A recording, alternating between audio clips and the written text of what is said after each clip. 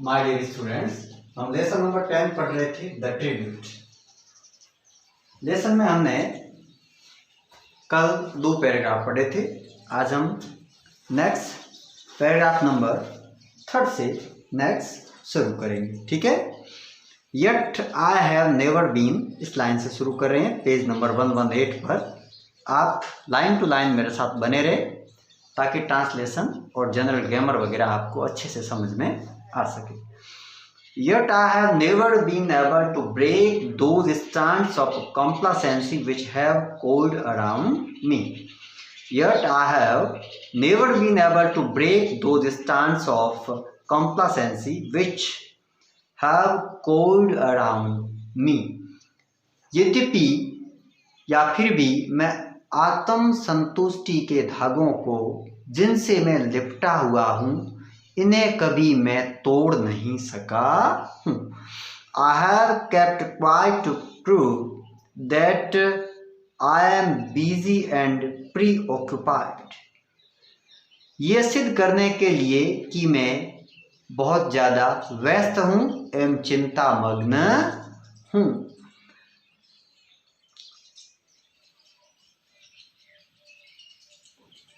Now she does not complain. अब वह अर्थात कि मेरी माँ कोई शिकायत नहीं करती है। She understands my position. अब वह मेरी स्थिति को या शायद वे मेरी स्थिति को समझती है। Usually my elder brother does not write to me. Usually My elder brother does not write to me. यहाँ जो सेंटेंस है इसको completely सिंपल प्रेजेंट टेंस के नेगेटिव फॉर्म में लिखा गया है।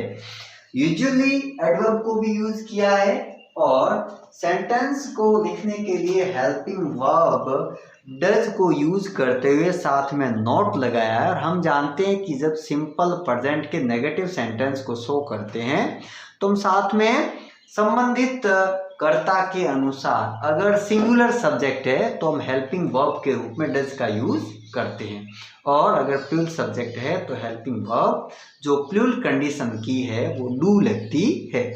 यहाँ माय एल्डर ब्रदर सब्जेक्ट के रूप में जो यूज हो रहा है यह सिंगुलर सब्जेक्ट है और इसके साथ हेल्पिंग वर्ब कौन सी यूज हो रही है? डज नॉट लग रहा है तो साथ में हेल्पिंग वर्ब लगने की कंडीशन में हमेशा वर्ब की फर्स्ट फॉर्म अर्थात रूट वर्ब अर्थात क्रिया का प्रथम रूप यूज होता है। और कौन सा यूज हो रहा है? राइट यूज हो रहा है। राइट जो कि रूट वर्ब है या मेन वर्ब है, राइट यूज हो रही है। Usually my elder brother does not write to me. प्राय मेरे बड़े भाई मुझे पत्र नहीं लिखते हैं।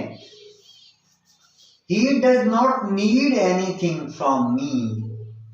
मुझसे उन्हें कोई जरूरत भी नहीं है या कोई अपेक्षा भी नहीं है।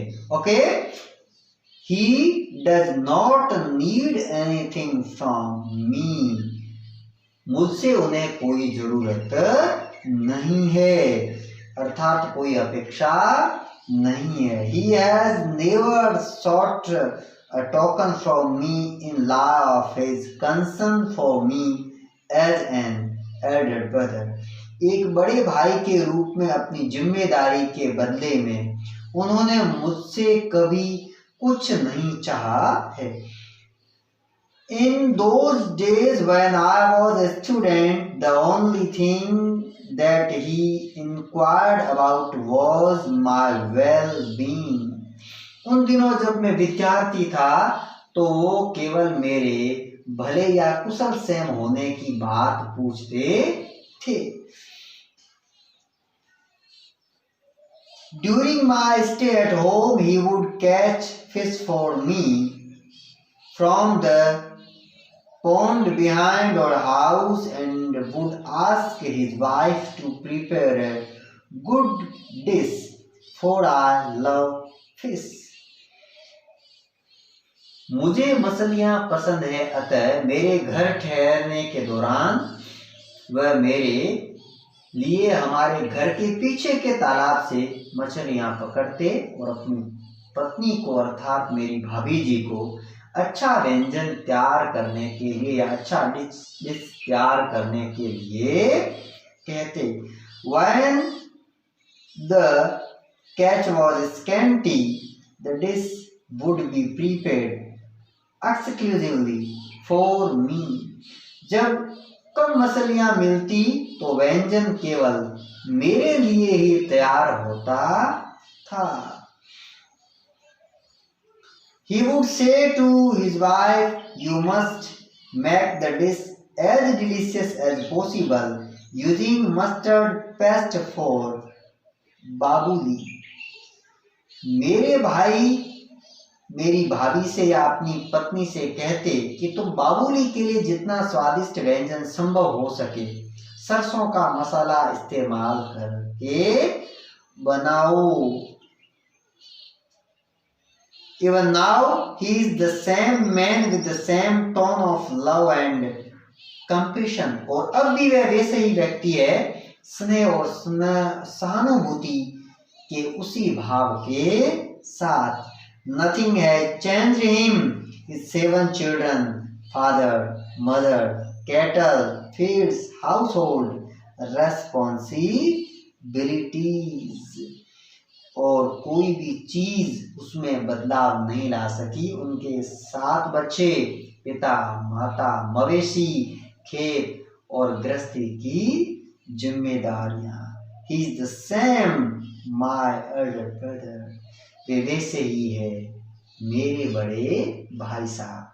ठीक है, He is the same my elder brother। तो यहाँ जो ऊपर जो सेंटेंस है उनमें सिंपल प्रेजेंट टेंस और प्रेजेंट परफेक्ट टेंस को भी यूज किया गया है। सीक की थर्ड फॉर्म सॉर्ट को भी यूज किया गया है। सीक का अर्थ होता है ढूंढना या तलाश करना। Seek, sort, sort, SOUGHT, seek, sort, sort. ठीक है, तो यहाँ हमने कुछ नए वर्ड भी डिस्कस किए। प्रीपेयर वर्ब यूज हो रही है टू इन्फिनिटी के रूप में। प्रीपेयर का अर्थ होता है तैयार करना। ठीक है, तो इस प्रकार से यहाँ कुछ नए वर्ड भी हमने डिस्कस किए।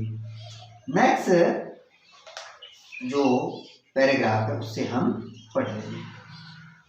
I handled the letter carefully। मैंने पत्र को सावधानी से संभाला अर्थात सावधानी से पढ़ा। I handled the letter carefully। He had asked me to come home।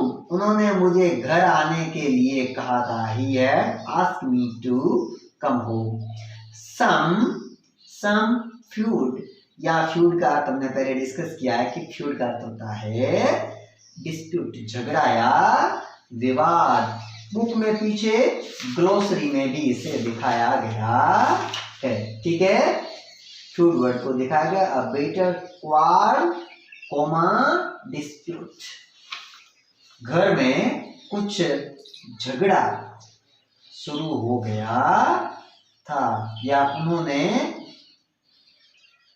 अर्थात कोई विवाद उत्पन्न हो गया था। Some feud had cropped up। Some feud had cropped up। कोई विवाद उत्पन्न हो गया था। The two sisters-in-law had quarreled। दोनों भाभियों में लड़ाई हो गई थी। और paddy fields, the cottage and all the movables and immovables were to be divided into 3 parts amongst us। हमारे धान के खेतों, घर और समस्त चल और अचल संपत्ति का बंटवारा हम तीनों भाइयों के बीच में किया जाना था।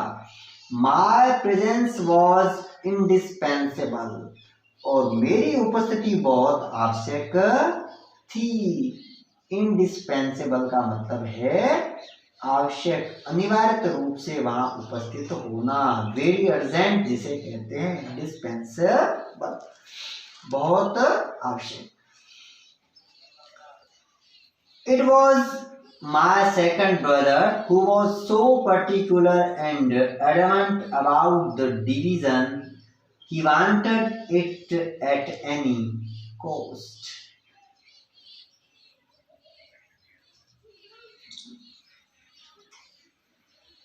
एडमेंट का अर्थ होता है अड़ील, फर्म जिसे हम कहते हैं, ठीक है।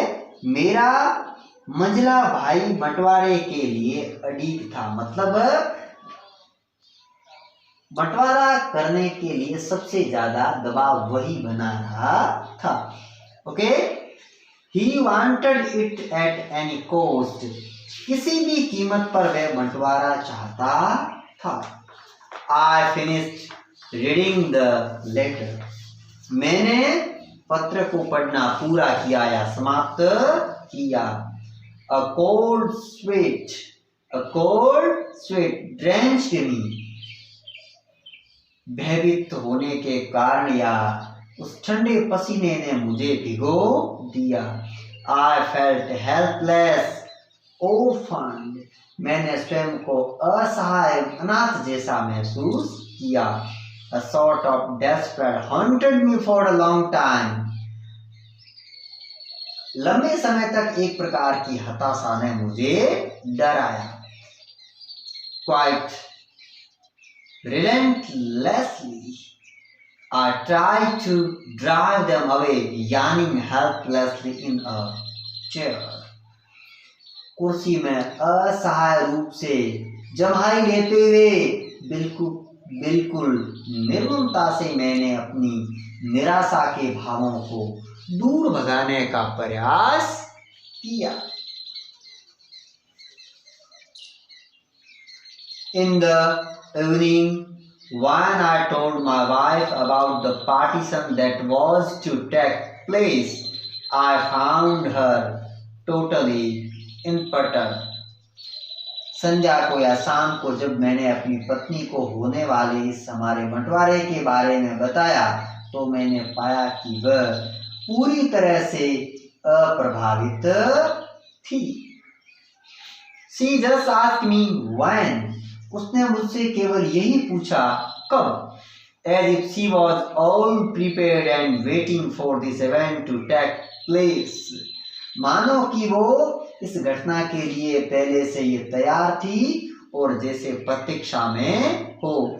In a week's time, I said, एक सप्ताह में बंटवारा होना है, मैंने कहा।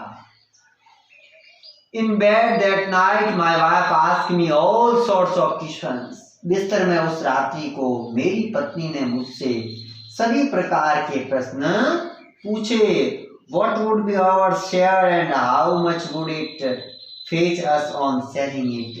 हमारा हिस्सा इसमें से कितना होगा और इसे बेचने से हमें कितनी राशि मिलेगी? I said, nothing for a while, but in order to satisfy her, at last guessed that it should be around 20,000 rupees. मैंने थोड़ी देर तक तो कुछ नहीं कहा, किंतु उसको संतुष्ट करने के लिए आखिर में अंदाजा लगाया कि यह राशि लगभग 20,000 रुपये होगी। She came closer to me and said, "We don't need any land in the village.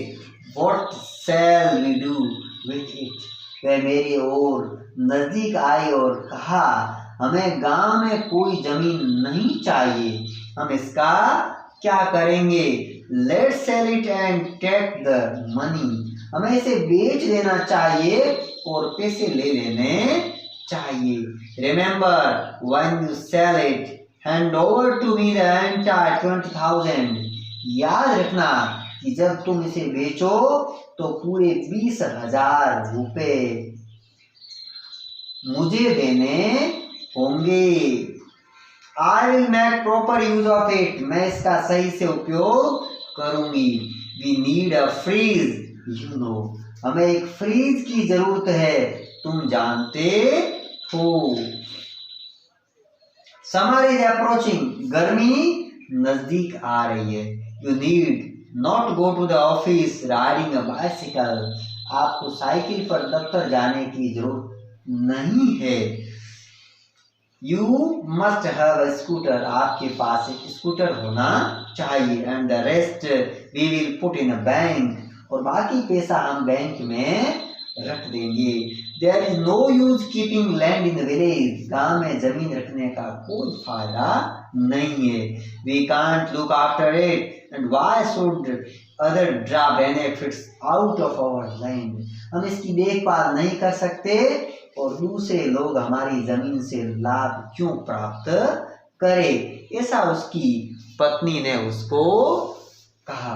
यहाँ तक हमने इसको अंडरस्टैंड किया है, इसकी मीनिंग को हमने समझा है। कुछ अच्छी स्पेलिंग मीनिंग।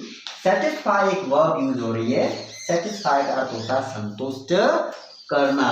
रेगुलर वर्ब है, इसकी सेकंड और थर्ड फॉर्म सेटिस्फाइड है, ठीक है। वाई आई में चेंज हो जाता है, साथ में ईडी लग जाता है, तो सेकंड और थर्ड फॉर्म इसकी सेटिस्फाइड होती है। आज हमने यहाँ तक पढ़ा, कल से हम नेक्स्ट पैराग्राफ से डिस्कस करेंगे। इंपॉर्टेंट वर्ड जो कुछ है, पार्टीशन का अर्थ होता है बंटवारा, ठीक है। इनोसेंट का अर्थ होता है मासूम या निर्दोष के लिए इनोसेंट वर्ड यूज होता है। टीयर वर्ब है, टीयर की सेकंड फॉर्म टोर है, थर्ड फॉर्म टोन है। कंसोल का अर्थ होता है सांत्वना देना, सेकंड और थर्ड फॉर्म सेम है, कंसोल है। टीयर नाउन के रूप में भी यूज होता है, टीआर नाउन के रूप में भी यूज होता है। अकॉर्डिंग द सेंटेंस हमें इसका ट्रांसलेशन करना होता है। यहाँ टीयर वर्ब के रूप में यूज हो रहा है, टीयर टोर टोर, टीयर टोर टोर। आज हमने यहाँ तक पढ़ा है, कल से हम नेक्स्ट जो पैराग्राफ है वहां से हम पढ़ेंगे। आप नियमित रूप से वीडियो देखते रहे, मेरे साथ बने रहे। Thank you.